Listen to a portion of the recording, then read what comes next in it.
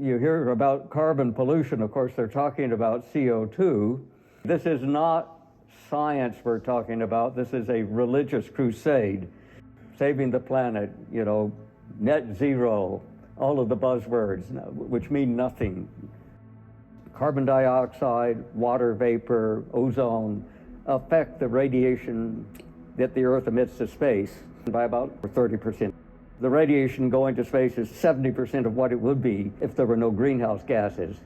So CO2 is certainly hindering the cooling of the Earth. It really is a greenhouse gas. It really does warm the Earth, and we should be grateful. Without CO2, most of the Earth would be too cold to live on. But the important message here is it almost doesn't matter if you double CO2, it almost doesn't affect the radiation to space. So if you put in numbers, doubling CO2 only reduces radiation to space by 1%. 100% increase of CO2, 1% effect on radiation to space. The direct warming from CO2 is less than 1 degree, 0.7 degrees, very small. Nobody cares if it's 0.7 degrees. You can't feel 0.7 degrees. Most natural processes in nature, feedbacks are negative.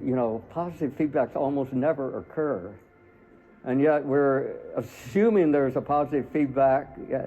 If we don't assume a positive feedback, we don't get money for our laboratory next year because nobody's worried. CO2 almost doesn't matter for climate.